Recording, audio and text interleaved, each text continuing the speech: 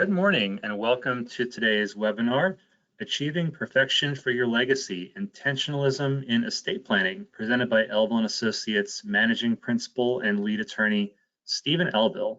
My name is Jeff Stauffer, Community Relations Director with Elville and Associates, and I'll be moderating today's event.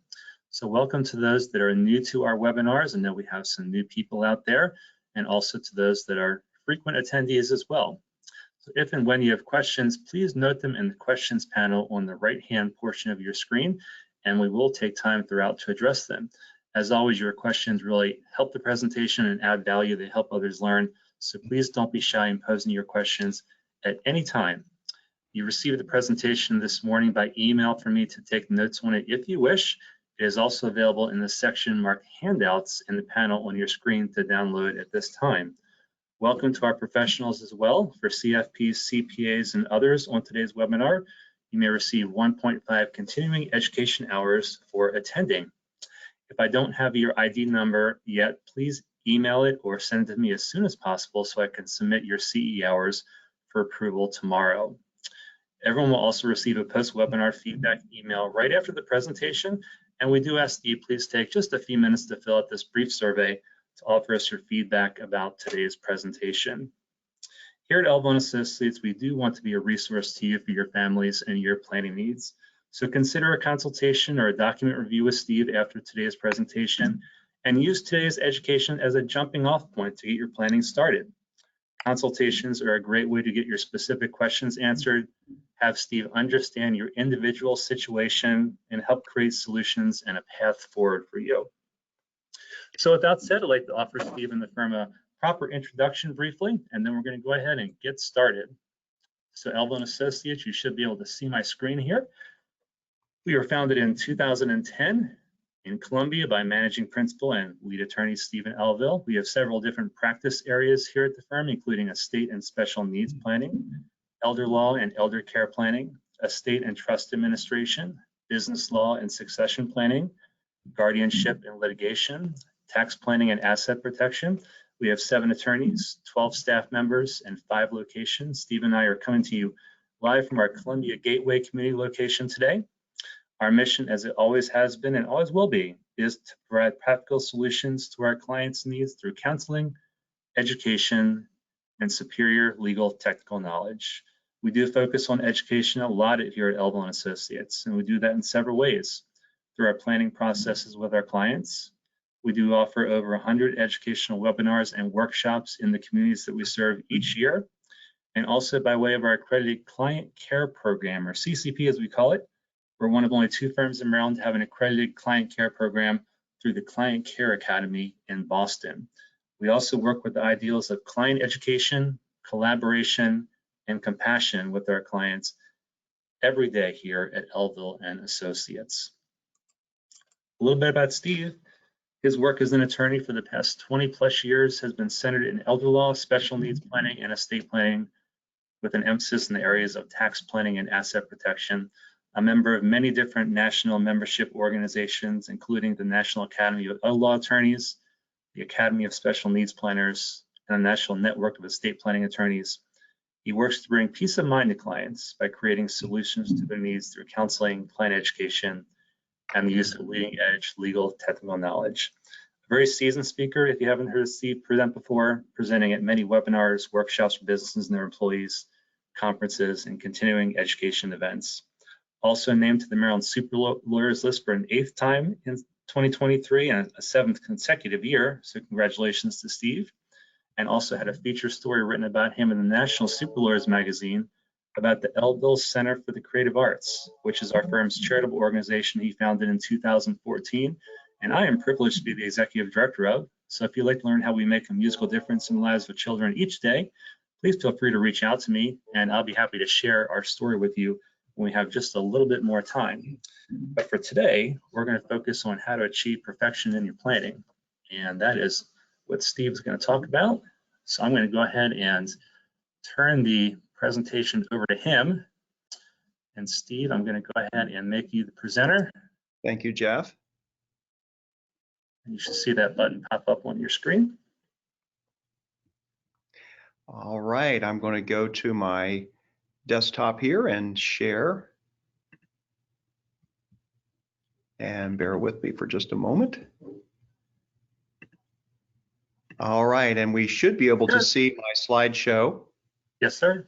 All right, thank you very much, Jeff. I'm going to go back just one slide. Good morning, everyone. And I would like to thank everyone for taking time here on this Wednesday morning to be with us. And we know your time is very valuable, and it's my privilege to be here with you this morning. We love to teach. We love to spend time with you. And we thank you for your support. We know that many of you support our webinar series, and we really appreciate that. And we appreciate your feedback as well. And I also want to thank my longtime friend and colleague, Jeff Stauffer, who is your host this morning on this webinar. Without Jeff, I could not do what I do, along with all of the attorneys and staff here at Elville and Associates. So thank you for being here. I can't believe it's January 25th already, but we're going to spend some time here together. And what I want you to do today is walk away with something substantive from this. And I want to say at the outset, this is not a technical type presentation. This is a very non-technical presentation. It's more philosophical. It's something that I would encourage you to have a pen or pencil handy and to mark up the presentation if you have one in front of you, or to make notes on the side on your laptop or handheld device, whatever it may be. And I'm hoping to share something with you that will help you as you think about this whole concept of how can I make my estate planning as good as possible. Now, the other thing I want to point out here this morning is you'll notice that we are not talking about being a perfectionist. We're not talking about perfectionism here. We're talking about intentionalism. We're talking about being intentional. There's a big difference. How many of you, and of course we all do, but how many of you know someone, and they may be closer to home than we may care to admit. How many of you know someone who is a perfectionist? How many of you know someone, maybe they do things very well to perfection, but maybe you know someone who never quite gets started on something because they are afraid it won't be perfect. We're not talking about that this morning, and I want to make very clear, I don't want you to be so focused on perfection that you don't move your planning forward. We want to educate you, but we also want to give you a path forward. We want you to be forward thinking and forward moving. I don't want you to be thinking about, gosh, I've got to do this perfectly or I'm not going to do it. That is not what we're talking about.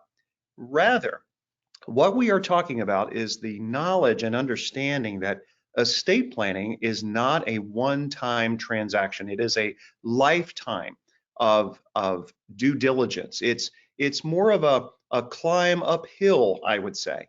And I'm not saying that to be discouraging. I'm saying that to realistically show you or to teach you that good estate planning is just like good tax planning. It's just like good financial planning. It's just like good life planning. And it's a process over a lifetime. It's kind of like a hill that I would say we have to climb if we want to achieve ultimately perfection in our plan that actually makes our planning work as intended. So again, let's get rid of this notion of being absolutely perfect or we're not going to do it. That's not what we're talking about. We're talking about engaging in a process over a long period of time to achieve perfection, making your plan work as you intended. Okay, with that said, I'm going to get started here on my agenda, and we're going to be talking about what is being intentional and why does this matter? We're going to talk about the risks in estate planning. There are risks, and we need to understand those. We want to understand why estate planning really matters and knowing what you want from that and why does it matter. What am I saying there? I'm saying to know what our purpose is and to know what our goal is.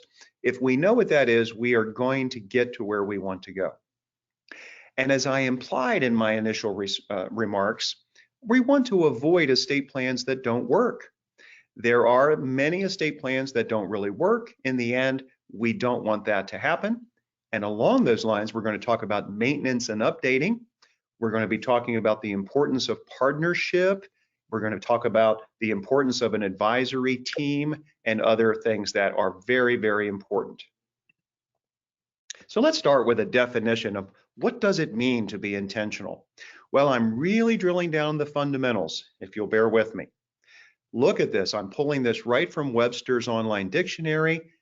Being intentional means doing something by intention or design, right? Now that makes sense, I think. But notice this, and this really struck me about this definition. The last three words, having an external reference. Now, what does that mean? Well, to me, that means that, yes, in estate planning, we want to be very intentional. We want to have a design. We want to have goals and values and a purpose, but also we want to be driven by a process. That's how I interpret this as far as estate planning goes. So being intentional means having an external reference, and I would just say that would be the process, but being intentional by design. And of course, synonyms include being conscious, being aware, deliberate, intentional, purposeful, and knowing, as opposed to the antonyms, which are unintentional and non-deliberate. I mean, that's exactly what we don't want. But let's be aware of these basic definitions. So again, what would I say is a definition of an intentional estate plan? And remember, estate planning is going to be defined by various goals and values that you have. But this is something I would throw out. An estate plan, an intentional estate plan, is one that is designed and done with conscious and deliberate intention, okay, with reference to an external process. And it's that process that we can be driven by, and it's the process that in the end can save us from having an estate plan that unintentionally fails. And that is something we want to be very conscious of. So, what are the requirements of an intentional estate plan? And I'm being very literal here. Well, first of all, your commitment, and you are evidencing that this morning, whoever you are on this webinar on a Wednesday morning. That commitment is 100% within your control. And that's wonderful. You can control that. But the second requirement is not necessarily entirely within your control, which is the participation in this organized process that I'm talking about. Now, with Elville and Associates, we have a client care program, and we could just simplify that and call that our maintenance and updating program. So the participation that you really need in today's world to be part of an organized process, that's something that you kind of really have to go after, which I'm going to show you, and you have to be able to participate in something like that. The other thing that I would throw out that's not on this slide is something that's not 100% within your control always, is to have a collaborative team. Your financial advisor, your CPA, your life insurance specialist, or if you have elder care related issues, this could be a life care manager that needs to be a part of your team.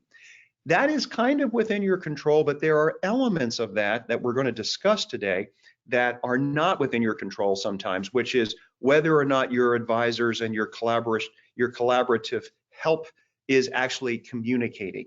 So we want to be aware of what we have control of, what we don't necessarily have control of, that we really have to be proactive about, and that would include this organized process and also your advisory team.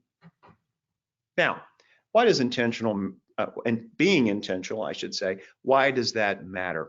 Well, this is common sense in some ways, and in other ways, I really want to challenge you this morning to think about this. Well, it matters because what's the alternative? The alternative is randomness. And we see a lot of randomness in the world today, random violence, random, seemingly random events that occur around the world. Maybe they're random, maybe they're not. But we know that with our estate planning and with our incapacity planning and our asset protection planning and our spousal planning and tax planning, we certainly don't want randomness, because where is that really going to lead us, obviously? But many of us, and that's why I'm bringing this up, the estate planning world looks and works a certain way. And I'll try to convey this as simply and as quickly as I can. Why would I bring this issue up of randomness? Well, many of you are randomly referred to advisors or attorneys, or maybe you were randomly referred to a building contractor or whatever the case may be, and you've experienced either good experience or bad experiences in the past, okay? So we have to be very careful how we begin. So many of you know that beginning is really very important, how we begin.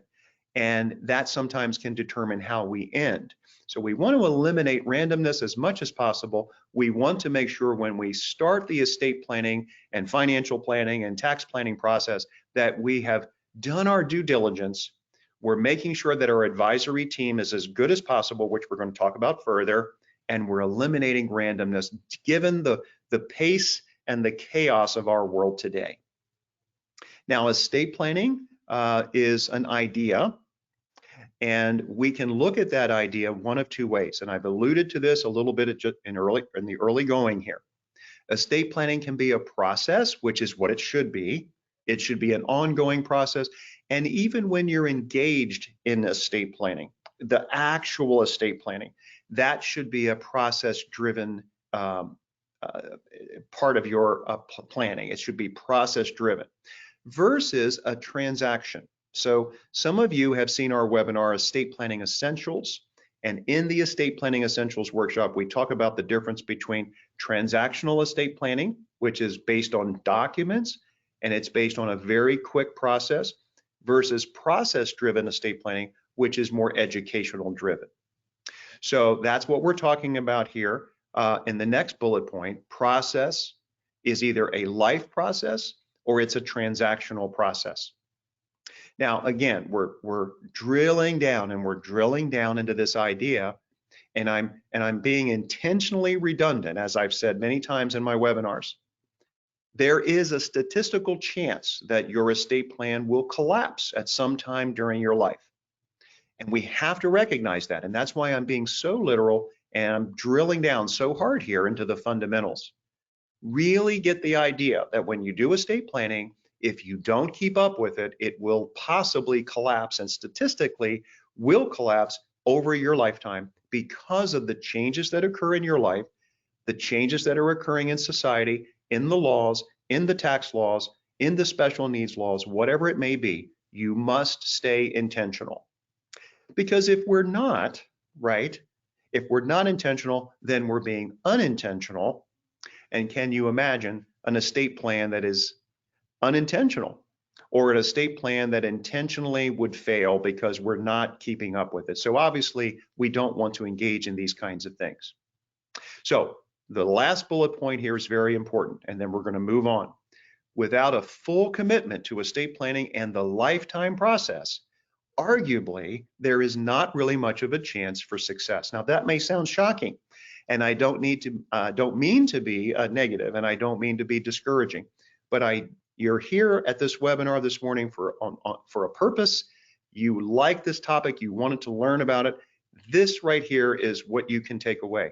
Your commitment to the process and finding that process to be involved in is what needs to happen for a successful estate plan. And without that commitment and process, possibly and arguably, there is no chance of ultimate success. That's kind of a tough statistic, but that's the challenge I want you to take away to start this lifetime climbing process up that hill to make sure that our planning is actually updated over time and will actually work the way we want it to work.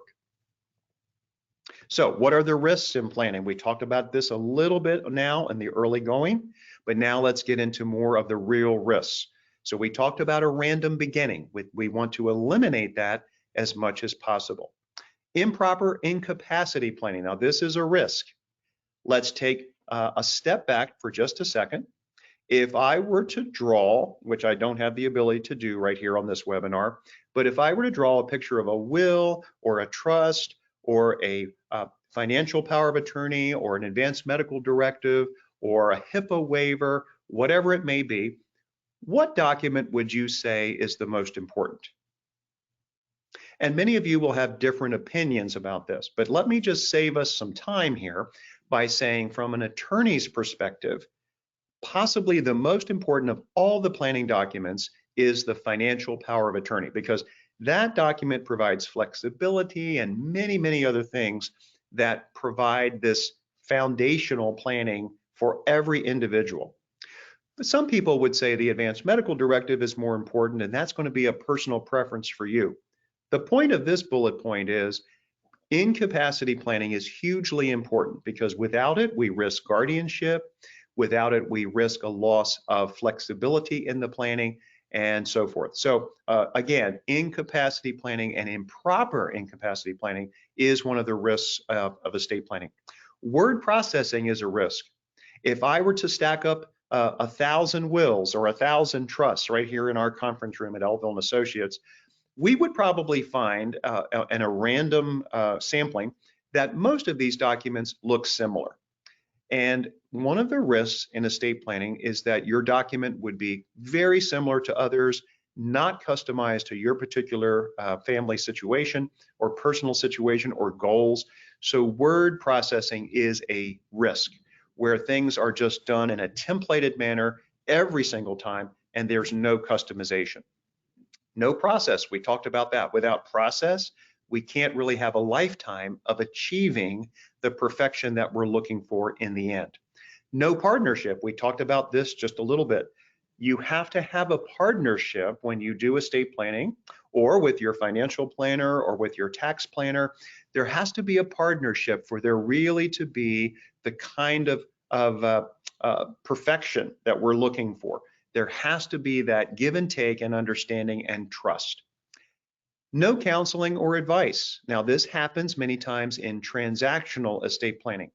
If we are traveling to Europe tomorrow for a vacation and we want to make sure we have our planning in order, no problem. We can do a quick transaction and get some documents in place. But if we're looking for documents that are actually going to work for us over our lifetime, given the ups and downs and changes and health changes and all the economic changes, then we definitely want the counseling and advice that comes from a longer continuous process.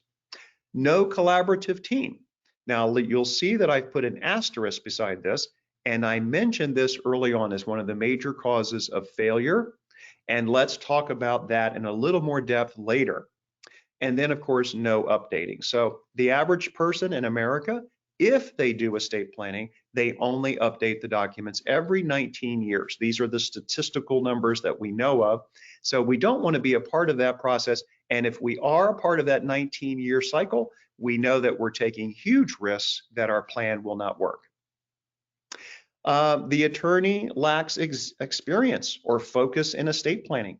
So this starts with the having a good beginning argument. You see, if we go to an attorney that doesn't have this experience or focus in estate planning, just by virtue of the way life is, if we're having a general practitioner do our estate planning, they may not be aware of all the latest updates and so forth that are happening in the world of estate planning. So I think that's pretty simple to understand. We talked about the transactional process. And what happens is, as a result of all of these things, if we look at the next bullet point, there's no alignment of assets. So briefly, we know that there are estate planning documents and the design of those estate planning documents and the maintenance of those estate planning documents. But that's only half the equation. Those of you who are more educated and have watched our webinars understand that the alignment of assets, meaning how do the assets flow? How do your assets flow in coordination with your estate planning documents? This is arguably the most important thing in estate planning. How are your assets owned at the time of death? So here, one of the risks in estate planning is we've done a great job with our documents. We've focused on those documents, but in the end, and this is one of the big issues, we do not have our assets properly aligned, and therefore our assets flowed in a direction or landed in a place that we did not want them, or that we wanted them to be controlled and they weren't, or we wanted people to be protected from creditors or bad marriages or a special needs beneficiary, but yet those assets landed in a place they weren't supposed to be. The uninformed client is a risk. So when you are a client and you're not informed about the nature of your documents, the fiduciary responsibility that your chosen trusted advisors have, and they don't understand that, now we have an uninformed situation all around, and that is a risk. Weak or inadequate documents. So normally we don't focus on the documents 100%, but see, we make sure that we here at Elville and Associates, we use leading edge documents, we customize those for clients, and we are not in a situation because of our due diligence. We are not letting clients, or you as a potential client, we are not letting you be in a position inadvertently where your documents are not up to the task. So we won't focus on this too much, but let's just say having leading edge comprehensive documents is a given, and it's a very important thing. Lack of scope in the overall plan. So focusing for today, focusing on the short term and not on the long term philosophical power of the documents and what they can do, and what they can do in worst case scenarios, and what they can do in best case scenarios, and making sure, again, this kind of speaks to the strength of the documents and the flexibility that one might need to put into a plan to achieve your goals. We talked about incapacity planning as a risk. Marital planning. Many of you are married, some of you aren't, and so this is for the married people on the call. If you're married, you need to understand how assets flow from one spouse to another at the death of one of you and on the death of both of you, making sure that the goals of both spouses are achieved, making sure that if asset protection, or what I would call the marital protection of assets for a surviving spouse and others, are protected and given consideration in the plan. So this is a risk, the risk of not understanding that, the risk of not planning properly, if that is a concern. Now, as I continue down the list of risks and we continue to move on here, I know this is very dense and it's also very, very philosophical and non-scientific in some ways. I want you to know, as I continue to teach here, that Jeff is standing by. If you have any questions, please let Jeff know. Jeff will let me know that there are questions outstanding, and I will be happy to stop and try to answer those questions. So let's continue on now, talking about the risks in estate planning continued. Asset protection is a risk, and this has to do with understanding the types of asset protection that are available, whether they be lifetime asset protection for long-term care, or asset protection we want to provide for a beneficiary at our deaths. Understanding the possibilities of asset protection, but then this kind of gets to the issue of how assets flow. We could have a wonderful asset protection plan, but if assets don't flow properly into the proper asset protection trusts that we can create, now we are kind of shooting ourselves in the foot there, and we're not going to be able to do what we need to do for the loved one that we want to protect. Tax implications of trusts and wills and estates. We need to understand the income tax, the estate tax, the gift tax ramifications, the inheritance tax, and even the generation skipping tax. And of course, capital gains tax is mixed in with the income tax. So the tax implications of the plan, these are risks that if we don't plan properly from the beginning, if we don't keep up with the plan, over time, as government laws change and government policy changes, we have to keep up with those tax plans. Elder law, there are risks in estate planning having to do with elder care and whether the plan should evolve over time. And we have many, many examples we could spend a lot of time on: assisted living, dementia, loss of capacity, preservation of assets. All of these things are risks in planning. Special needs planning, whether it be for a spouse, and there's certain techniques that have to be used there, or for a special needs loved one, a person with disabilities. We mentioned early on, a couple of slides ago, the strength of our fiduciaries. And where I was really going with that a couple of slides ago was the education of our fiduciaries. So who are our trustees, personal representatives, agents, and what are their strengths? What are their qualifications? And they need to be educated about your planning. This is a risk. Probably one of the biggest issues in estate planning today is selection of trustees. And we do a separate workshop on that some of you may have watched, but just understand that the trustee selection process, the fiduciary selection process, and maintaining your plan throughout lifetime so that your fiduciaries are constantly updated if they need to be. This is a way to minimize risk and is obviously one of the big risks in estate planning. The storage and access of your documents. So this is an issue. It's not something we're going to focus on today too much, but understanding how your fiduciaries and how your loved ones can access your assets and the information in the digital age, this is a risk in estate planning. And I think this is the last example. Possibly one of the most important ones is flexibility. Now, building in flexibility is not everything at all times, or I should say, it is not necessarily for all clients. But most of the time, when we have a good estate planning situation and the client is blessed to have family harmony and they trust their fiduciaries implicitly, we can build in a lot of flexibility, and that flexibility is what really makes the plan work over time. Some people are not comfortable with extreme flexibility, or they have a family situation where it's really not possible, but we want to counsel through that issue about how much flexibility to build into the plan. Jeff, I'm going to stop for just a second and see if there's any questions at all. If not, we'll keep going. Thanks, Steve. We do have one question, and that question is, how does one go about including a power of appointments in a will rewrite or modification? Well, thank you for that question. And at the outset, I'll say, because I don't know the particular circumstance, this cannot be construed as legal advice, but just taking your question, a power of appointment can be added when you give a beneficiary in your will or trust the power to appoint the property to others, whether it's individuals or charities, and that power can be general in nature, or it can be what is called a special or limited power.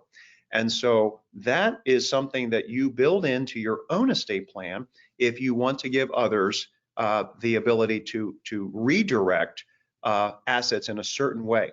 Now, if you are a person who has been given a power of appointment by someone else, you are the power holder, and you can now exercise that power of appointment in accordance with what that person had provided for in their own will or trust. So I hope that helps. Okay, thanks. All right, thank you for that wonderful question. Okay, so why knowing what you want out of estate planning matters? Well, sometimes now we're being redundant intentionally here. All planning is goal-driven. That's why it's so important, goal-driven. All estate planning takes commitment. And I really should revise that bullet point to say all good or lasting estate planning takes commitment. And I'll say that about the third bullet point. All lasting or good or excellent estate planning takes partnership. You have to have professionals that work with you in partnership. It is not a one-way street, it is a partnership. And I wanted to throw out this again. We're talking about this uphill climb or walk, however you want to say it. All estate planning requires some level of endurance. And I know that sounds like a funny thing to say, but you have to stay with your plan. You have to understand that your right of self-determination and what happens with your assets and with your person and property is very important. And you have to have the endurance to keep thinking about that over time. And on some level, estate planning is driven by love. Now, I know I'm really testing you here on this one, but when you think about it, your estate planning, generally speaking, is going to be driven because you care about something.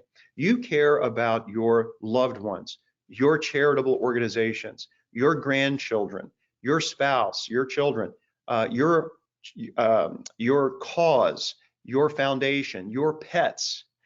You are driven on some level by love as far as I'm concerned. So I think that what we want to do here is understand, knowing what we want, that's how we're going to get out of our estate plan what we really want in the end. So avoiding estate planning failure, we start with the end in mind. And I know some famous authors have said the same thing. We want to offer and work, we want to work with estate planning attorneys, and I will argue with a planning team that is in partnership with you educates you and your fiduciaries, uses leading edge solutions. Now, those leading edge high-tech solutions are not always for everybody, but we want the assurance of knowing that our plan has scope, our plan has depth, just in case we may not be able to always update our plan for whatever life reason. If we find ourselves in a poor health, if we find ourselves in a certain situation, we want our plan to have scope and flexibility. You want to work with someone who has a funding and alignment coordinator. Mary Gay Kramer currently is our funding and alignment coordinator at Elville and Associates, and many great estate planning firms have funding and alignment coordinators. We want to make sure that there's a designated person who is going to help you, help your financial advisor and your team get your assets coordinated and aligned the way they should be with your planning. You want to be able to participate in a maintenance and updating program if you so desire. And again, you want something that we had not talked about, but you want to make sure that the law firm you're dealing with is in existence for a long time. You want to make sure that even though none of us know how long we're going to live, we want to make sure that the law firm has a succession plan, and that the law firm generally, you're going to want to be sure that there are associates. There are people who could keep your planning going and be there for your loved ones, be there for your fiduciaries after you are no longer here, or if you are incapacitated, be there to advise. And that's why having a long-term succession plan for your law firm needs to have that. That is going to give you greater assurance that your planning will succeed, and that your loved ones and fiduciaries have the trusted advisors that will be there for them in the future. Now, Elville and Associates has a maintenance and updating program. We were very fortunate to be able to participate in the Client Care Academy program out of Boston, Massachusetts years ago. We are proud to say that we are one of only a handful, maybe slightly more than a handful, of firms across the United States that are accredited by the Client Care program. The Client Care program is not for everyone, but for those of you who are interested in achieving perfection in this long-term endurance that it takes to make sure your planning is perfect in the end, you're going to want to participate in a maintenance and updating program. Why? Because we want to encourage you to update. We want to encourage you to educate yourself. We want to encourage you to educate your fiduciaries and family members. A good example of this is if you are leaving assets in further trust, which not everybody does, but if you're leaving assets in trust for a child or a spouse, you're going to want that child or spouse to know how those trusts work. How do they protect themselves in the future using these trusts? How do they request distributions? How do they go through the process of the day-to-day? This is just one example. How is the estate administered after your passing, your estate or your trust estate, whatever it may be? This is one of the biggest questions. This is one of the biggest pain points that people have. How will my children or how will my fiduciaries know what to do and who will be there for them? This is what this is all about, an encouragement to continuously learn and to update your planning. And of course, part of our maintenance and updating program, but part of any maintenance and updating program should really be collaboration with your advisors, collaboration with your insurance professionals and CPAs. Good examples of this, and we talked about changes in the laws, and you're very familiar with this, you hear the news, but for example, the Secure Act, very, very big change in the laws with regarding to retirement plan benefits. And the Secure Act has again just been recently updated. The augmented estate a couple of years ago, where there are new spousal rights. The 2021 estate and gift tax proposals and income tax proposals from the Biden administration, which were very sweeping. They almost came into law, and the entire estate planning community pretty much was on the precipice of really thinking this is getting ready to happen until the end of 2021, when none of those big changes, or very few of them, actually did happen. But that's an example of what we have to be aware of now, what we have to be aware of in the future. And of course, the changes that were caused by COVID-19, the best practices and the nuances about how to look at documents, the selection of fiduciaries and personal choices after COVID-19 and the continuing forward. Now, we're going to shift gears here now into one of the big issues that I mentioned early on. And we've been going now for about 35 to 40 minutes, and I thank you for your time and attention. Hopefully you've made some notes. Hopefully you've taken away something from those very fundamental points that I've been making, driving home the issue that you have to be conscious, you have to be aware, and you have to engage in a long-term process if we want our planning to ultimately really work in a world that's constantly changing when we are no longer here or when we are incapacitated, God forbid. Now I'm going to focus on one aspect of that. You may remember that asterisk beside the advisory team, or what I would call the collaborative advisors. So let me ask you these rhetorical questions, okay? And I'm going to start with, what kind of advisory team do you have? Now let's define that again. The advisory team, in my opinion, and this is something that I've always believed in since I was a young lawyer, is your estate planning attorney, your financial advisor, your CPA, and then some of you will have other members of this team, such as an insurance professional or a life care manager, or what we used to call a geriatric care manager, depending on whether you and your loved ones are dealing with an elder care issue. I'm really going to drill down now into this because the more I've practiced and the more that I develop this idea of intentionalism in estate planning, the more I think that this is one of the key elements of success or failure in estate planning, other than the major other points that we have dwelled on today. So let's talk about the good things that are really to be achieved in having an advisory team. So I want you to think in terms of your advisors, and if you don't have an advisory team, do not be concerned. We can help you develop one. We can make referrals to you. You can vet and interview financial advisors and CPAs, and we want you to do that. But if you have a team in place already, which many of you do, or a partial team in place, please sit with your pen and paper or your tablet and really think about, what kind of team do you have? So here are the good things. There's a team in place. So if you have a team in place of the kind that I just described, you're doing very well. Give yourself high marks on that, because most people don't have a true full advisory team. The team is competent to serve you. So we want to make sure that our team is really operating at a very high level, that the advisors, whoever they are in their own particular lanes that they're in, their field, that they're very competent, and you feel that from them. Now, this is the big one, one of the big ones. The team communicates. The team actually communicates. I want you to think about this. Does your team communicate with one another? Has there been a team meeting, a meeting of all the team members, not just with you individually? For example, let's say that you meet with your financial advisor, you meet with your attorney. Well, first of all, do those people know each other, and have they talked to one another?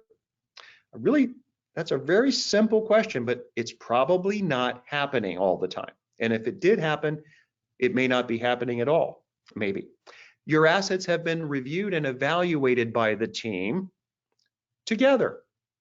Now, remember I said that estate planning documents in and of themselves are very important, but the flow of assets is a whole issue in and of itself. So I think the team needs to know about your assets, and they need to discuss that together. So it may not have ever happened. I only know of a few instances recently where I see advisory firms, financial advisory firms, doing this. Does the team know your family members, and have they been a part of a family meeting? Now, here at Elville and Associates, we do family meetings if someone requests it, or as part of the client care program. We meet with children and other advisors and make sure they're educated about the planning. But has the entire team been a part of that family meeting? Again, I'm setting the bar pretty high here, because that's probably not happening. I'd say there's probably a 95% chance that is not happening. But when you think about it, you'd want your family members and fiduciaries not to only know where your legal team is, you want them to know where your entire team is, and you want that team to be collaborating. Has that team collaborated and agreed upon the various aspects of legal, tax, and financial planning? Now, let's talk about this for a second. This doesn't mean that they all have to agree about their own. In other words, if we have various advisors and they're in their own respective lanes of expertise, we certainly don't want one member who doesn't have expertise in that particular area to be driving the ship. But we certainly want to have a general consensus and understanding on the various aspects of estate planning, that everyone agrees that this is proper and everything is in the highest and best order for the client. And that you as the client have assurance that your team will continue collaborating in the future, either when you're incapacitated or when you're no longer living. So I know I'm setting a very high bar there in 2023 for this, but I'm really convinced, and I want to pass along to you, that this is one of the sources of failure of the estate plan. And we want to make sure that everyone's communicating, not that you just have a team together, which is a great accomplishment, but that team is actually communicating, and that your family members have been communicated with by the team. All right, let's go to the next slide, which I'm going to use my own cursor there. Now, as we continue to ask ourselves, what kind of team do we have? Let's look at the bad aspects of this.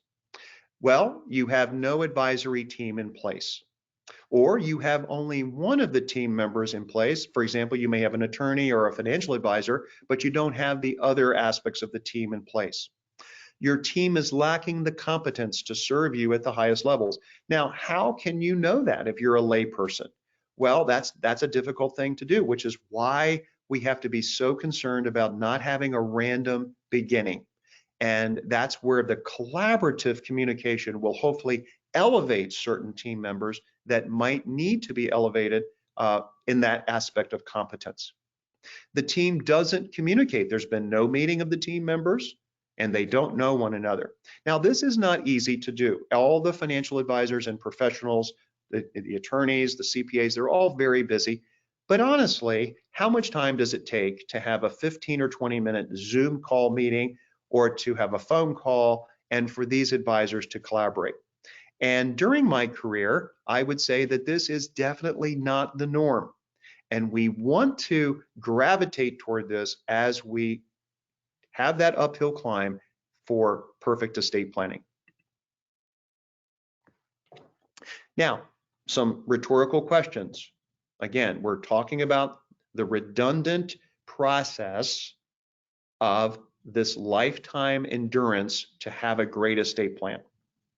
Your assets have not been reviewed or evaluated by the team together. We don't want that, okay? The team does not know your family members and has been no part of a family meeting. We don't want that. That's not going to really be the kind of foundational thing that will really work. How many of you have talked to your kids about your planning or your financial planning or what you want? We know that children, even the best and brightest of them, sometimes will not remember these things. So it's very, very funny how these things will be forgotten, which is why we want to be intentional and deliberate. The team has not collaborated, they have not agreed on the various aspects, and you have no real assurance that the team will continue to act on your behalf, to act at a very high level at your passing. And the worst part of this is that you are not aware of the problems and dangers associated with non-collaboration. So let me just focus on that last part.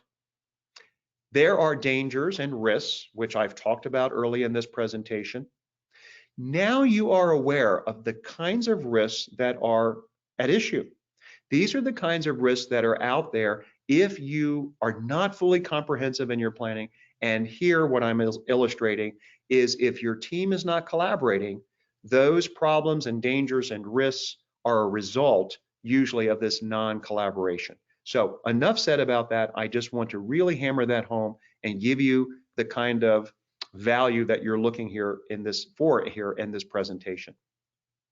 Now, what do you as a client or potential client, whether it's of Elville and Associates or another estate planning firm, what should you really want from your advisory team? What should your expectations be? Well, very non-scientific. You want to know that everything is going to be fine. You want the general assurance that you've done everything you can do, and your advisors are fiduciaries, and they have your best interests in mind and the best practices in place to do that. You want to know that after your passing, your spouse and children will be taken care of, not just in a technical way, but in a very practical way, that there will be caring people, caring members of your team in place that will work for you. You want to know that your planning will work as set forth in the estate planning documents. Now here I'm going to pause for just a second, and you can put a star beside this. You as a single person or as a married person, and many times as married people we see this as a problem, you have done planning, you have set forth your wishes, and you are assured that at your passing those wishes are going to be fulfilled, and the planning structure and your assets as they flow are going to be implemented in the way that you set forth.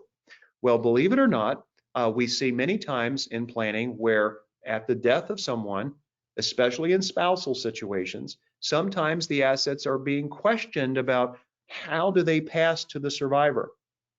And sometimes financial advisors are inadvertently responsible for this. Financial advisors sometimes, maybe unintentionally, they want to be very proactive at the death of a spouse, and they help retitle assets, and they help move things forward at a time of crisis very quickly. And we want to make sure that the assets are not retitled, that the assets are not moved into places they shouldn't be that are contradictory to the estate plan. So we want to be conscious and aware that we need to have planning that works, and we need to have a collaborative team that understands that at our passing, the assets have to be transferred and have to be retitled and dealt with in the way that we have very thoughtfully, carefully planned for, and that people should not leapfrog over certain things that happen at our deaths. And this is quite a shocking thing if you've never heard of this. This can happen, and it does happen, which is why we want a collaborative team, and we want an understanding of what is going to happen at our passing, and we want our fiduciaries to be very aware and very committed to carrying out our plan. Now, this normally happens in private administrations like trust administration. This is not necessarily the case in estate administration under a probate estate, but it is something that we need to be aware of. You want to be sure that your spouse and children, especially if you're married, are protected. You want to know that tax-related issues are being handled. You want to know that your assets are going to be sufficient to deal with the future for your family. This is part of the collaborative planning. And you want to know that your advisory team, as simple as this sounds, will work diligently in your family's best interest with all of the players communicating. And this does not always happen, which is why I mentioned at the outset, there are things you can control. You can control your commitment. You can partially control being very proactive to find a firm that promotes education and collaboration and a client care maintenance program. But with this aspect of it, making sure that your team is working together to bring all the elements together, not only during your lifetime, but at your passing, this is something that you really have to be proactive, and you have to feel satisfied that you have accomplished that. And that's the bar that I'm setting here in this presentation, and that's what I want you to know has to happen for you to really be able to fully expect perfection in your planning. So let's talk about the advisory team, because it's so important in my opinion. What are its strengths? Well, your advisors should have tremendous collective knowledge, and this is a resource that needs to be utilized and not just leapfrogged over. We need to have an understanding of the tremendous collective resources that your advisors have collectively, their collective experience, their ability to solve problems, okay? And a collaborative desire to achieve high levels of performance. Now, top advisors, and we deal with many, wonderful advisors, CPAs, financial advisors, and other attorneys. Most of them, and you can rest assured, really want to achieve high levels of performance. It's just the mechanics that have to be coordinated to be able to do that. They have a collective desire to perpetuate the relationship with you, to obtain more referral business from you, and to retain assets under management, for example, for financial advisors. So there's a real desire there. And many of our financial advisor friends and colleagues are just tremendous with their collaborative work and support of clients. So I am not really speaking about them, but you as clients or potential clients need to understand that this is the real level. This is where the work is really done, making sure that the strengths of the advisory team are utilized by you. And they have a collective goal of accomplishment and personal achievement for their legacy. So these are all things that are real strengths of the advisory team, even though I'm talking about all of the challenges prior to this that you kind of need to be aware of. And speaking of those challenges, let's reiterate some of them. Some of them are going to be obvious, some of them are not. So again, this wonderful team, these collaborative resources, but what are some of the problems and challenges? Why am I making such a big deal of this? Well, believe it or not, there are advisors who, attorneys, CPAs, financial advisors, who lack the willingness to do this. Now, you need to be aware of that. This is part of your knowledge to be able to move forward in a big way. Not everyone's willing to provide this kind of support, this kind of path forward. Failure to recognize what the client wants. Some people aren't listening. We know that. Some people will be paternalistic about things and think that they know what you want, but they're not really listening. Some people don't have imaginative approaches to really craft possibilities and solutions. Some of them fail to make their resources available. This is part of a maybe lack of willingness. I've dealt with attorneys in the past that were brilliant attorneys, but they weren't necessarily willing to be proactive, make resources available, and really be willing to put themselves out there to be of the kind of help that they really could be. Failure to have good faith and professional courtesy. We won't dwell on this too much because you'd be able to see that. Failure to allocate appropriate resources. Failure to understand ramifications to clients and have empathy. Remember that attorneys are supposed to be counselors, and we are supposed to have empathy and operate on the best interests of our clients. Most attorneys do. You need to be aware of those that don't and be able to recognize that. Failure to communicate. This is one of the big things I mentioned early on. We want our team to communicate together and with you and with your family members and fiduciaries. And failure to verify. This is part of the failure of communication and part of the collaborative team that ensures that all of them are working together and they've taken the time to meet. They've taken the time to give their stamp of approval, so to speak, on all the entire aspects of the estate plan. Now, of course, you suffer when this happens. If there is no communication or a failure to function, your planning doesn't work as intended, your intentions are thwarted. Remember, all estate planning from the very beginning, we've talked about being intentional, but now those intentions are thwarted. There could be family conflict because the advisory team and the whole process didn't work like we wanted.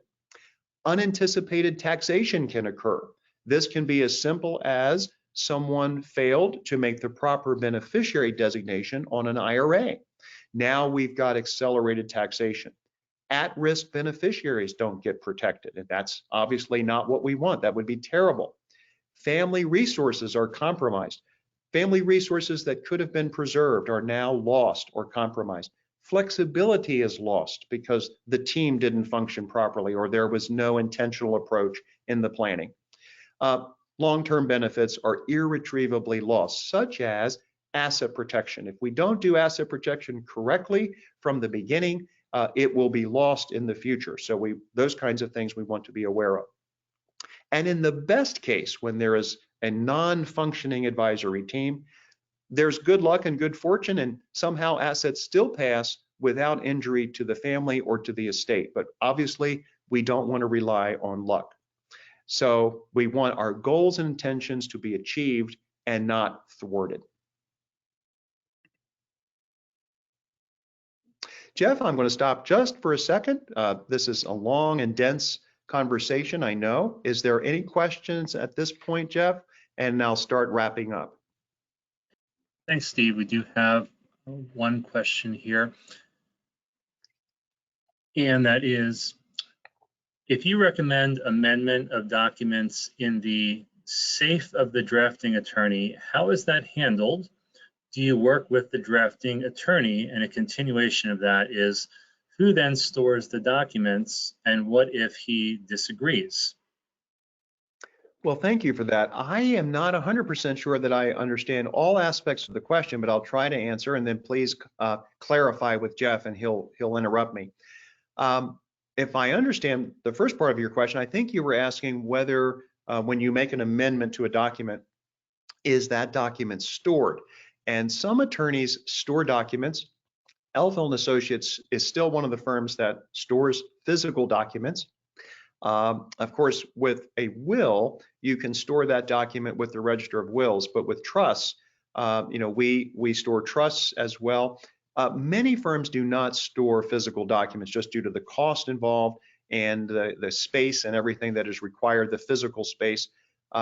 So the last part of your question, I'm not sure I understand about the disagreement part, but remember, if I'm extrapolating your question at all properly, remember that your documents, your file is not owned by any attorney. It is not owned by any law firm. They cannot hold those documents against your wishes. They can't sell your file to another law firm. You are the owner of your documents and of your file. So if any attorney were to refuse to provide those documents to you, they would be in violation. If they are your documents, they would be in violation of the ethical rules. So hopefully I've somewhat answered your question, and please clarify with Jeff if I haven't. Thank you. One more brief question. Do you offer your services in Pennsylvania? Thank you for that. We are not barred in Pennsylvania, but we do work with attorneys in Pennsylvania.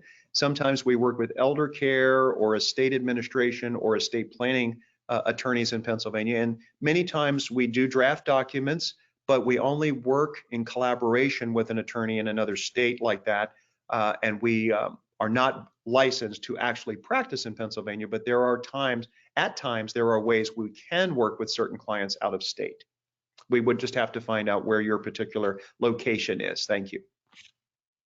Okay, thank you. And one more comment from one of our longtime friends, Barbara H. This is one of your best webinars ever. Thank you. Thank you so much. Thank you so much. That's very kind of you. Thank you. Yes. Okay, I enjoyed this webinar very much. Thank you. All right, so let's now start toward the end. Thank you for your patience. So how do we avoid these problems that I've talked about with the advisory team? Well, we want to ensure we have a complete advisory team in place, and we must insist, and I know that's very non-scientific, on the highest and best levels of service from this team. We want to ensure the team is competent to serve you at the highest levels, and this requires honesty among all the team members. We want to ensure the following communications. We want to schedule a meeting of team advisors and ensure they know one another. At the team meeting, we want to ensure that the team members review and evaluate assets, goals, values, and planning structure. We want to ensure that the team is collaborating and have basically agreed, at least conceptually, about the various aspects of planning, legal, tax, financial, and that they all understand the direction. We want to ensure that the team knows your family members and is part of a scheduled family meeting.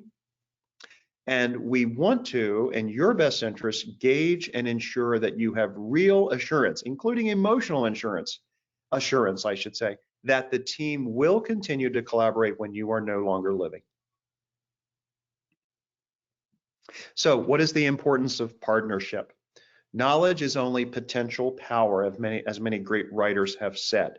So we want to have the knowledge, but we want to have that partnership which gives power to the knowledge, not just potential power. The documents are important, but they are only one aspect of planning.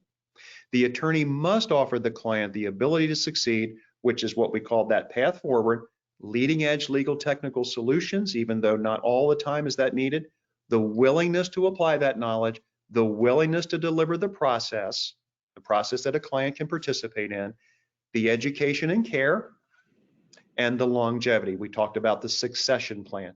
And again, you as a client or potential client have to have confidence in the attorney's ability and the team's ability to help you solve your problems and attain your goals. So power equals this: eliminating randomness and the lack of process through being intentional. Eliminating a focus on the documents, we've talked about that several times. We don't want to be one-dimensional. The commitment on the part of the client to engage in a process over the lifetime. The commitment on the part of the attorney and advisory team, I should say, to provide clients with the ability to succeed. The process begins before the planning, during the planning, and after the planning. A client care or maintenance program, and again, continuous updating, legal education, and staying abreast of change.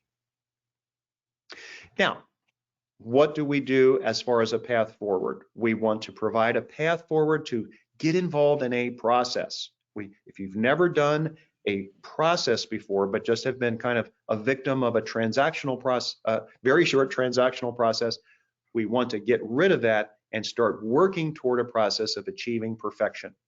So we want you to set a consultation with us. If you have existing documents, we generally do not charge to review existing estate planning documents, so don't let that be an obstacle.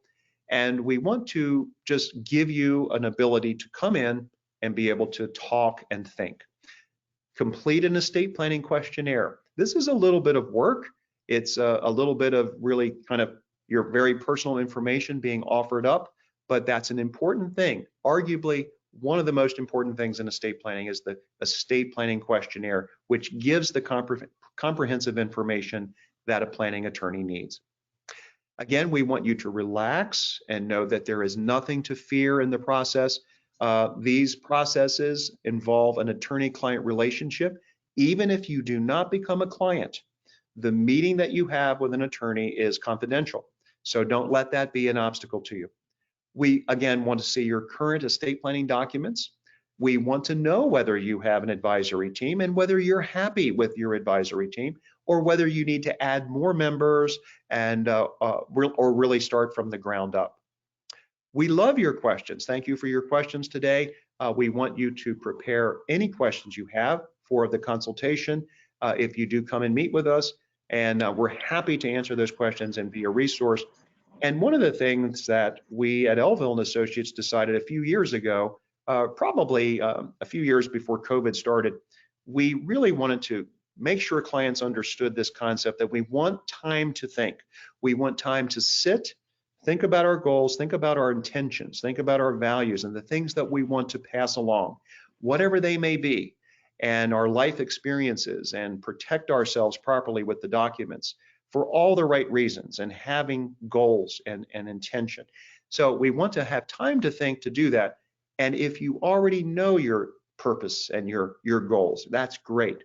But if you don't know, we want to give you that time and space and counseling to have those epiphanies about what my goals and what my ideals and what my purposes are in planning. So Jeff, I thank everyone who sat through that long presentation, and I'm going to turn it over to you, and I wish everyone a wonderful day and rest of January as we head towards February. Thank you, Steve. It's hard to believe it's almost February at this point. Yes, it is.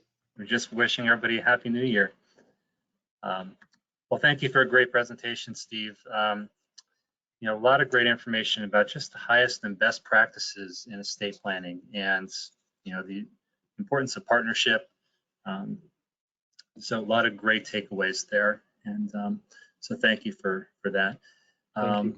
See if we have any additional questions here. We do have two. Okay, let's go with the first one here. Is there any risk in publicly filing your will with the county registrar, or is it a good idea? Wonderful question. Thank you. I think that it depends on your point of view. I don't think there's any real risk in that the Register of Wills has been storing documents for what they call safekeeping for a long, long time. The documents are not public record until after your passing, and the Register of Wills will ask for the last 4 digits of your Social Security number, to my knowledge, as a reference point. So I don't think there's any risk per se, like measurable risk, but some people are of the opinion that they don't want to store their will at the Register of Wills. It might be for personal reasons or for reasons of perceived privacy. But I would say if you don't have really strong feelings about that, it's always a good idea to store your will with the Register of Wills. It just costs a few dollars to do that. But there are people, clients who don't want to do that. And we store wills currently at our firm, but they can also be stored at home or at the Register of Wills. Thank you. Next question, is there an estate planning questionnaire your firm offers? Yes, thank you for that. And we would be glad to send one out to you. And there are various kinds. The kind that we normally recommend is our longer form, which is a bit daunting. But the first 9 or 10 pages of personal information is really what we need initially to get a feel for things. The latter part of the questionnaire has to do with your financial assets and so forth. And that could be something that you already have on a spreadsheet. You wouldn't necessarily have to go through the time and effort of completing that questionnaire for that purpose. But if you don't have a separate spreadsheet of assets, we ask that you take the time to review the questionnaire, and that gives us the real comprehensive information we need to start properly. So thank you for that. Thank you. Comment from our friend Joe Sperling of Joe Sperling Insurance. This webinar demonstrates Steve's ability to provide clarity and maintain interest in a dense, potentially confusing subject, and his talent to get to the granular level in providing guidance. Thank you, as always, Joe. It's great to have you here today. Thanks for your comments. You, Joe. Thank you for those kind words. Thank you, sir. One other question, can you implement the plans for clients in Maryland and children in California? Thank you for that question. If I understand it, the answer would be yes, because if you are a resident of Maryland and you do a Maryland estate plan, even though your children, if I'm understanding the question, even if your children live in California, that would not affect your ability to do planning in Maryland. It just means that any kind of further trusts or planning that you would have for your children, they might have to do with California law eventually, such as taxation of the trusts and so forth, but it would not affect your ability to be able to plan for children in another state. Okay. Very good. Again, some really nice comments here, Steve, and thank you. So Thank you. We appreciate you being here today. Just a couple things briefly before we leave. I'll send out the video for today, as well as the estate planning questionnaire that Steve alluded to. As far as our webinar series, just briefly, on Friday, we have our trustee selection and how to choose the right one for you. That's always one of our more popular quarterly presentations that we offer, and Steve's going to be presenting that. 10 o'clock on Friday. Next Friday, the 3rd, what families need to know about planning for a loved one with special needs. Also one of our more popular presentations offered by Steve at 10 o'clock on Friday the 3rd. Tuesday the 7th at 7 p.m. for those that are looking for an evening presentation, our estate planning and elder law essentials is back, also with Steve. Steve, you're busy. And then for our advisors, we have our advisors forum back on February 8th, and that's going to be Steve's annual estate planning update. So we're looking forward to hosting our advisors for that, and invitations have gone out for that, and I'll send another round out as well. So if you haven't signed up, be sure to do so. And I think that's going to about cover everything for today. Please take a minute to fill out our survey. Let us know what you thought about today's presentation, and we look forward to seeing you again soon on our webinar series, and also here in our office sometime soon as part of Elville and Associates. So we look forward to seeing you soon. Have a great day. Thank you very much.